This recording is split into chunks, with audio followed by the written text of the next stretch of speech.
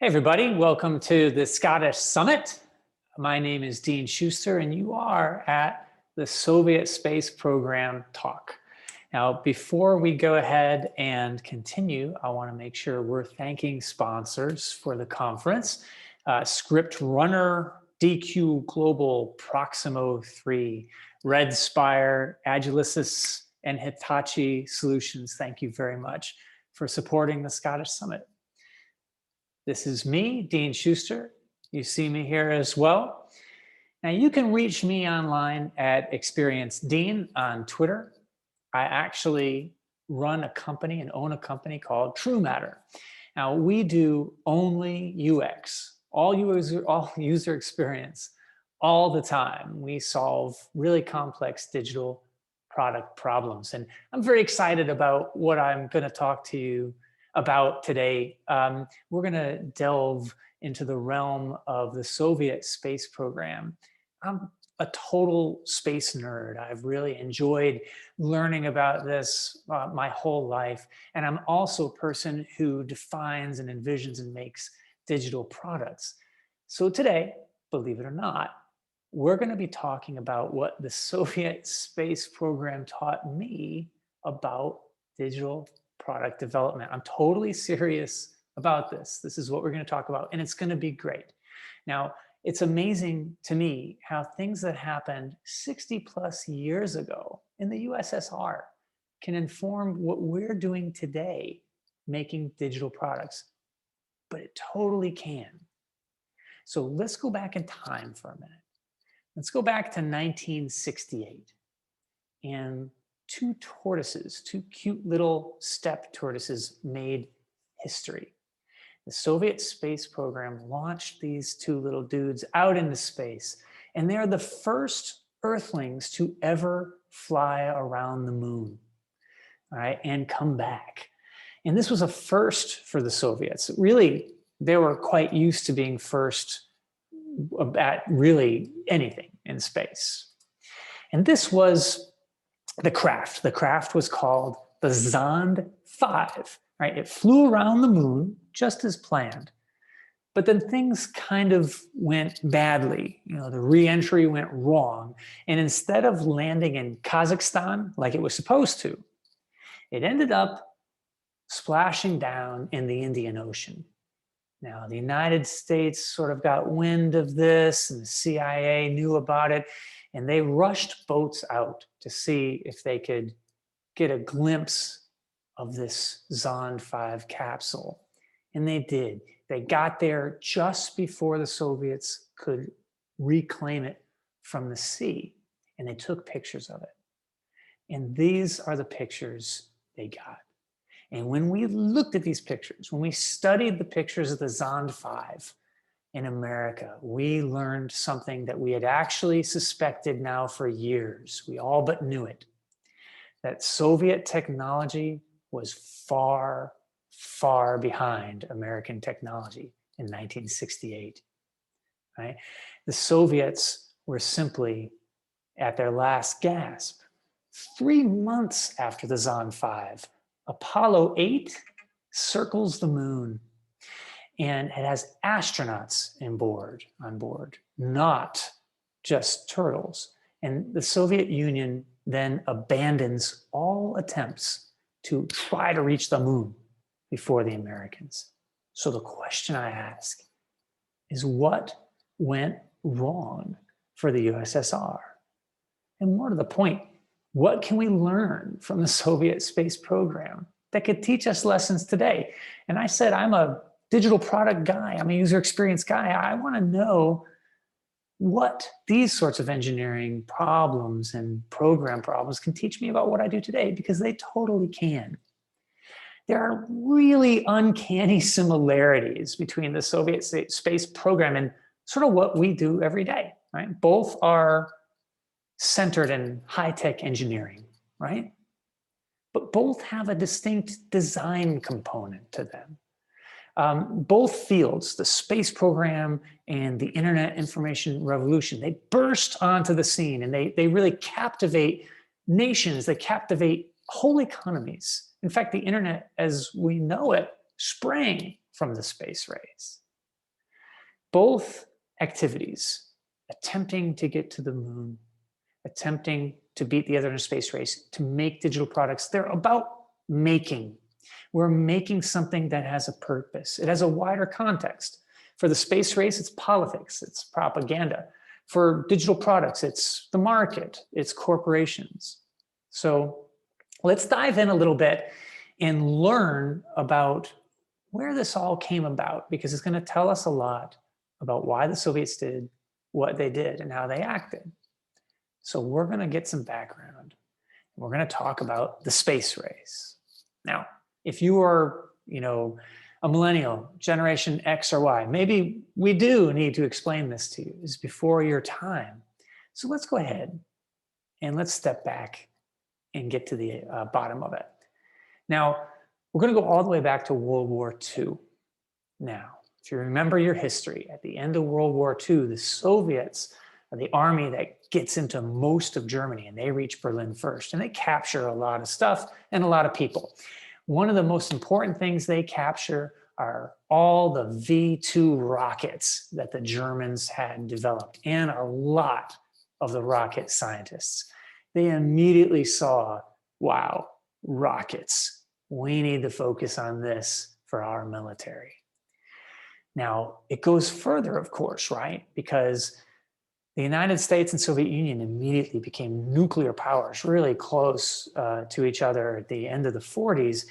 And the Soviets are thinking, we can put nuclear weapons on top of these rockets we're so great at.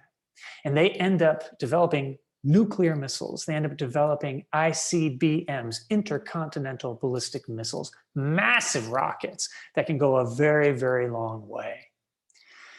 And so we have a competition that comes about, the existential competition we called the Cold War. The Soviets really believe they're in an existential conflict with the United States. By the 50s, both sides have so many nuclear weapons, they could destroy the other many, many, many times over and essentially lay waste to the planet. And so this idea was born called MAD, or mutual assured destruction. If one person attacked, the other would retaliate fully, both sides destroyed. Both powers are essentially at this point arguing and posturing over the entire planet. And this was a very big deal in the mid-20th century. Now, of course, both sides wanted to avoid all-out destructive conflict. So we settled into this conflict by any other means: political, scientific, athletic, territorial, and of course, space. Now, the Soviet Union sees potential for rockets for space as well. And they exploited rockets to the full, right? They developed a new, fast-moving space program. And now we have something called the space race, because neither side wanted the other to be the first to militarize space. So there's this manic race to get humans and equipment up into space. And remember, the Soviets have that lead in big-time rocket technology. Now, in the Cold War, propaganda was a big deal, right?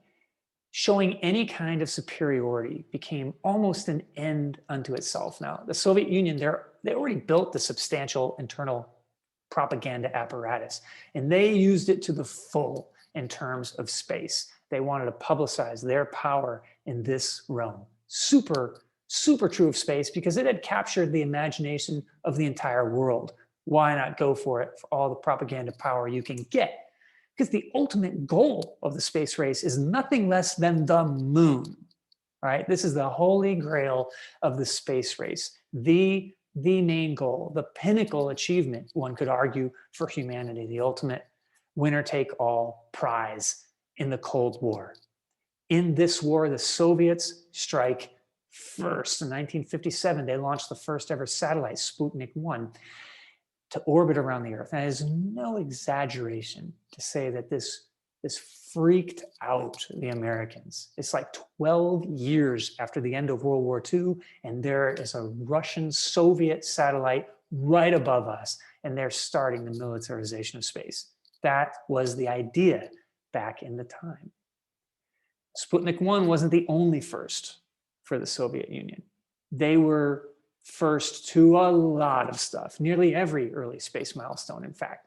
First crewed space flight, first animals to orbit the Earth, first person in space, first person to orbit the Earth, first flyby of the moon, first photograph of the dark side of the moon, first flyby of another planet, first woman in space, first spacewalk, first landing on another world. They were first to it all. Now, the key thing to remember, though, is that the Americans were working as well, and they were always just not quite able to get it done in time to ever beat the Soviet Union. They lagged behind. It might be a few months, it might be half a year, whatever, but they were always behind. Not super far behind, but not first, not first. Now, we know how the story ends, right? We know the United States ultimately passed the Soviets, right? America is spurred by, John F. Kennedy's famous 1962 speech challenging the country to go to the moon, not because it's easy, but because it's hard, right? And though the United States falls behind early, right, they build their own space program and they build their own methods, and it proved decisive. Right? By 1968, when we see the Zond 5 and the tortoises, we know it's over. We already got them. And then in 1969, the obvious happens. What sort of rocks the world? Humans land on the moon. Oh my God. And of course, it's an American flag, not a Soviet flag. And this occurred in a way for the Americans, not for the Soviets. So why?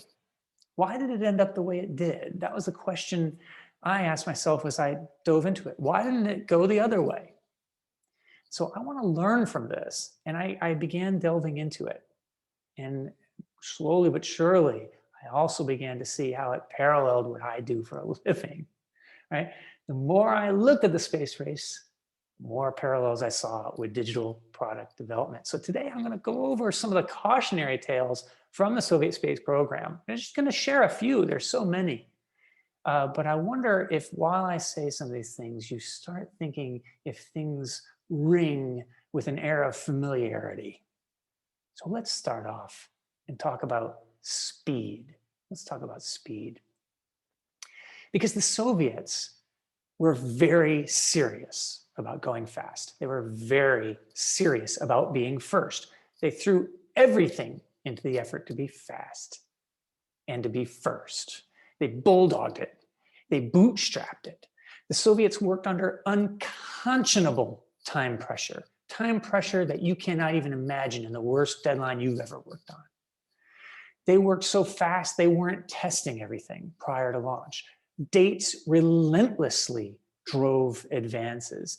They sublimated quality to a flash of launches and early successes. Case in point, the first ever human spacewalk. In 1965, Alexei Leonov, he left the spacecraft Voskhod 2, which was in orbit around the Earth. He performs humanity's first spacewalk. Now, the Soviets were so determined to be first to walk a human in space outside of a capsule that they cut some alarming corners to make it happen. Let's think about the craft, the Voskhod 2. Now, this is actually sort of a retrofitted, retconned version of the Voskhod 1. It was created expressly for the purpose of the spacewalk. And here's the Voskhod 1. Now, in order to make this thing work for the spacewalk and work fast, they had to cut corners. So they removed the ejection seat. The crew module itself could not be open to space. It still used vacuum tube technology. They couldn't get a new craft ready in time. They used an untested inflatable airlock that they jerry-rigged to the capsule. There's no provision for the crew for safety, for escape at launch or landing. The descent module, same as the landing module. And Leonov himself, he used an experimental spacesuit untested first time. They moved recklessly. They cut every conceivable corner. Let's focus on that airlock, because that's the crazy thing. An inflatable airlock in space. That's how fast they want to move. Just make it inflatable. Let's go. And they did. Now, remember, the Voskhod couldn't be open to space. This is why they had to do this. So you have to set up this airlock. They set it up successfully. Leonov gets out. Now, he's in space for 12 minutes. Not a long time, but those 12 minutes were a rough 12 minutes. He was constantly under pressure to get back in before they get around to the dark side of the moon, or dark side of the Earth, rather. And while he's out there, his spacesuit is blowing up. He has an atmosphere problem. It gets huge, it expands, and he's in trouble because he can't fit back in the capsule. He can no longer fit through the airlock. So he does the only thing he can think about, and he bleeds oxygen from his suit in the cold vacuum of space. Yikes. Now, of course, this gave him decompression sickness, as you can imagine. And he tries to get back in. He's panicking. He goes in head first instead of feet first. He's got to turn around in the airlock. He's got to get smaller. He's freaking out so much. He's sweating so much that he fills his boots with sweat. He's sloshing around in his own sweat. He barely gets back in time. And that wasn't it, because the craft ended up having a problem in re-entry, a terrible crash into the Ural Mountains. These astronauts are out in the sub-zero temperatures for a couple of days awaiting rescue. It was a bad scene. This first came at a price, right? It's basically miraculous, right, that it didn't end up in death or disaster at any one of a number of moments. The airlock was just one of them. I really encourage you to Google this and to learn more about this first spacewalk. It is amazing stuff. It is eye-opening. It is harrowing. Now, further Voskhod missions were canceled immediately. They were deemed too risky and too dangerous. For the Soviets, that's saying something. The comparison, of course, is real, isn't it? Does this all feel a little bit familiar to you? Now, before you deem it unfair to compare modern software development with the Soviet space program, let's consider track record. As amazing as everything we do is, the software development industry is not exactly known for rigorous attention to detail and error-free products, is it? No. Decades into the information revolution, digital products still ship with swarms of bugs and substantial user experience flaws. Somehow we have grown to tolerate it. We've embraced it so fully that we've given it a name. And that name is MVP. Now, no industry is perfect, and no method of delivery is perfect. And to be fair, there's considerable good in MVP, right? Real artists, real developers ship, after all. But the MVP concept was a response to an industry-wide epidemic of overwrought solutions, expansive processes, individualized resources, delay culture, right? We thought, let's change our development processes. Let's streamline things. Let's build in chunks. Let's do better processes. Let's collaborate in teams. Let's develop incrementally. MVP is digital evolution. It's survival of the product that fits best. It's actually quite a good idea. But we have done something wrong in our pursuit of MVP. We've sacrificed something. Correction was needed. But now we have so much faith in this new model, we're failing to ask core questions about it. Have we gained anything substantial? What have we lost? Digital products still ship with errors, lots of them. Those rampant user experience problems, not gone away. Y'all using your folding phones at the conference these days? Anyone? No? We're in the same place we ever were. We just kind of changed the way we got there. There's a promise to MVP that we're squandering actively, right? MVP is supposed to be about refinement, about evolution, about continuing to incrementally make something better.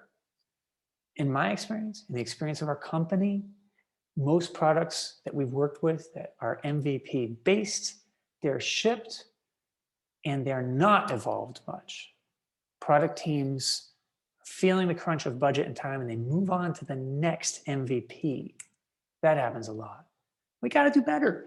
Yeah, we got to ship, right? We got to move nimbly. I mean, it's a competitive world. We have little choice, right? But we've got to make higher quality products. And the best way that I would argue we can do that is to focus on the quality of experience, the quality of the actual software. That means easier to use, more error-free, courteous, responsive, convenient digital products that work. We can do this. We know how to do this. But we have to war against certain instincts for speed. Right? And we have to count the cost. You know, it's going to cost more and take a little more time, right? Sure, it will. But let's consider the lesson from the Americans. Let's consider Gemini 4. Because just 3 months after the Voskhod, miraculous success, the near disaster, the Americans sent up Gemini 4. Gemini technology, rocket technology, was roundly superior to the Soviets in every possible way. Ed White, he spent 20 minutes in space, right? He had to be ordered to come back. He's out there awed by it all. He comes back reluctantly. He opens the door to get in and he looks back and he says, "This is the saddest moment of my life, having to go back into the capsule." That's a totally different experience from what happened with the Voskhod 2 just 3 months later. That's all, right? Soviets pushed themselves to first, but it couldn't be sustained. And a while later, not much after the spacewalk, the race wasn't even close anymore. Okay, let's go for another. The Corelove Effect. One person alone can't save the day. Let me introduce you to the Integral, a former colonel in the Red Army. He became the chief designer of the Soviet space program. His name is Sergei Korolev. Now, he was thrown into a gulag by Stalin, but he got out because he knew rockets, right? And that got you out of the gulag. Now, he was the driving force behind the Soviet space program. He was the man. And in the push to space, he used his expertise in rockets to go much further, much faster. In fact, he's the guy who convinced Khrushchev that the space race could yield propaganda victories. We learn from Korolev that one person can change history. He was essential to the space program. He led everything about it. He did goals, planning, designs, missions, processes, technology, all of it. If anything happened, anything, it was because of this man, right? He was amazing, but he was one guy. He was left over because most of the other scientists were purged by Stalin. He was lucky, but then he's got the driving will to make it happen. Unfortunately, in 1966, Korolev suddenly dies. And the space program, already barely keeping ahead of the Americans, was never the same again. Without Korolev, the Soviets struggled mightily. There was a power vacuum, a power struggle, and the first launch they put up post-Korolev, the Soyuz 1, that was launched with well over 200 documented faults reported by engineers. The launch still occurred. It immediately encountered a series of failures that led to a rather ignominious first for the Soviet Union, the first death in space flight. When one man is pivotal to an entire program, that program is fundamentally flawed. And that does sound familiar to me, because our industry is strongly personality driven. We're not alone, okay, in this, but it feels like it's kind of more like a feature than a bug for us, okay? It's hard for us to create systems or processes that outlive superstar players. A person chooses to leave and move around all over the place, or gets hit by lightning or whatever, our products suffer mightily. It's common, right? Teams now, even whole organizations, they become dependent on superstars. They become dependent on people with talent, but also very specific domain knowledge, very specific knowledge. And highly motivated people, political players and leaders, they can single-handedly drive a product to success or ruin. And this happens a lot in our industry, and I hear it all the time. So we have to create something that outlives us. We have to invest more in this. And that's teams and collaboration, right? But it's more about processes for our disciplines and systems for our disciplines. It's more about thinking about how to create something that we can hand off well or truly move through other teams. Very hard to do, right? Making processes that don't need you. It's a tough problem to crack. The Soviets certainly never cracked it. And I don't see us as cracking it well. We pay a lot of lip service to it. I do hear a lot of that. Let's go on that note. Because there's another lesson that we can learn from the Soviets. And that's a lesson of propaganda, of distorting reality, as we might say. Now, if you remember, the masthead of the old Soviet paper was Pravda, Pravda. And this was the masthead, what you see here. Now, Pravda was the propaganda vehicle for the party. Pravda meant truth, right? This is the truth that the party wants to put out there. Let's remember the Zond 5 in 1968. It was a failure. It was a fiasco, right? We found out by photographing it how far behind the Soviets were. But they released this beautiful propaganda about the Zond 5, lots of it.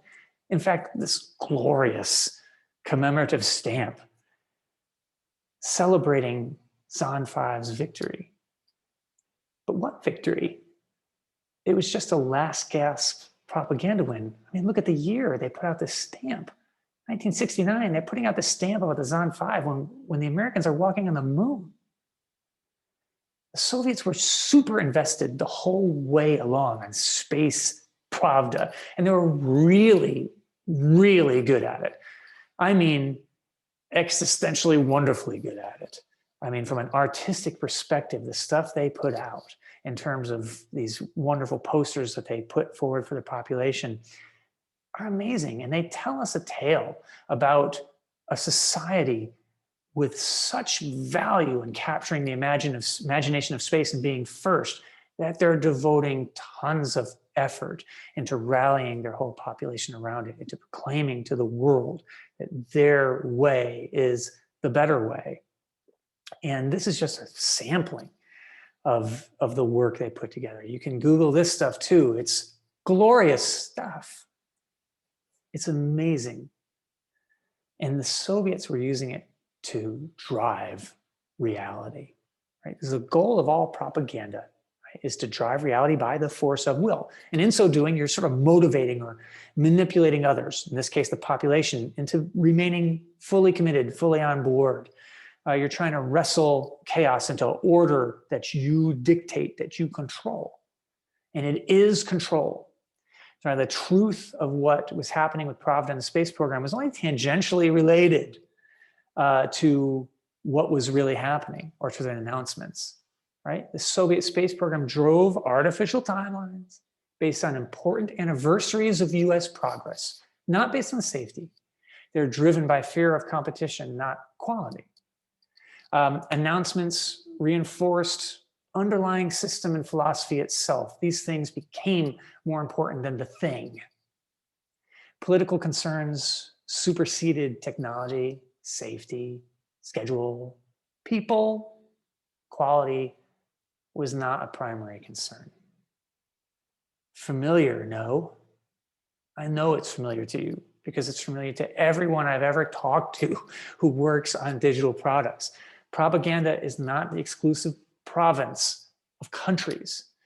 Plenty of organizations play in this particularly nefarious sandbox. Product launches, decisions timed to what competitors are doing, what trade shows are happening, or other artificial deadlines. Announcements are intended to procure deals, sales, placate investors. We exaggerate claims of little teeny tiny incremental updates. We overpromise features without consulting, I don't know, project teams, right? And here all right, that's my automatic light that just went off. Saving energy. We overpromise features. We have lots of secrecy around our digital product narratives, right? Very, very familiar to us, isn't it? We're awash in propaganda. We really are. But just like with the Soviets, it's all veneer. There is a better way, of course, right? We can move quickly, but launch with quality. We can, we really can. People actually do this. We can be honest about our product and its capabilities, right? The market's going to tell us anyway. If our product is great, we got a shot. We got a shot. We should reduce features and deliver things that are smaller and better. That really is the promise of MVP, right? There is something there. And I suggest we need to share ideas even more freely than we do.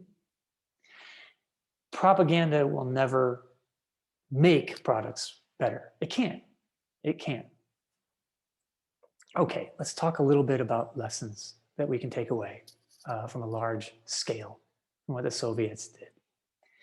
Now, engineers, designers, developers, they drove all this innovation that pushed us away from the earth. The lessons they learned are relevant to us today. They can help us today. Now, first thing is that philosophies matter. Your model drives your methods. How you conceive of your mission and your work determines what you make. How you make it, how you sell it, right? Societal goals, right? We're driving certain things from the Soviet Union, right? America's goals were a little bit different from what the Soviets were after, right? Your starting point does matter. Philosophies will yield different results, different philosophies, different results. If you want to just get to the next release, if you want to be fast, you can do it. But there are things you're going to sacrifice. You need to recognize that. If you want to build digital quality products with more deliberate nature that last, you can do that too. And these are the parallel approaches that we're essentially seeing from the Soviet Union and the American space program through NASA. So the Soviet Union, let's be honest, they achieved a great deal. I mean, it's an amazing technological achievement, everything they did. But their corner-cutting approach shows us how that can go astray, right? So it's up to us to understand when we think of our own process, how are we going astray? What are we sacrificing? We need to invest in quality, particularly user experience. We need to build something that outlives us. We need to avoid artificial meaning. Now, I'm a marathon runner, and there's a lesson that I learned long ago in running. And because it's a tough process thing. And that is you're almost always doing better than you think. Very true of running. Americans were paranoid that Soviet success was going to absolutely blow them away and supersede them. I mean, they really felt this way very late in the game. Only by, Zond 5 were we getting to say, wait a minute, we got this. The race wasn't a sprint. It was a marathon, and the United States was actually, most of the time, doing a lot better than they thought they were. They had long since passed the Soviets by the time we got to Zond 5. And they did it with a unified effort, a methodical approach, and more of a focus on quality and safety than the Soviets. They did. We should look to NASA. Do you think it's impossible to hit aggressive development deadlines while simultaneously creating high quality, user-loved products rather? You think that's impossible? You think your deadline's horrible? NASA put a human being on the moon, and they had to move fast. They had to invent along the way. They had to figure out reliable solutions to completely novel problems the whole time. They did it with professional excellence. They did it with a focus on quality. They did it with a concern for quality and safety, even though they were moving basically as fast as lightning. It's just amazing that the Soviets were actually going faster. We beat the hyper-competitive, less careful Soviets to the punch. It was not impossible, not at all. In fact, I would simply call it extraordinary. And extraordinary is something you can do too. You can do it with your digital products. You can do it with your processes. You can learn these lessons. All right, well, we did it. And that was what the Soviet space program taught me about digital product development. I really appreciate you listening. Thank you so much.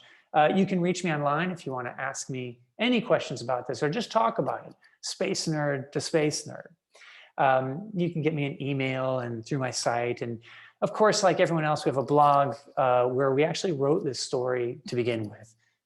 So I hope you will enjoy that and go for it. In the meantime, I want to thank the Scottish Summit for inviting me. Wonderful conference. Really appreciate it and hope you all enjoy the rest of the conference. Cheers.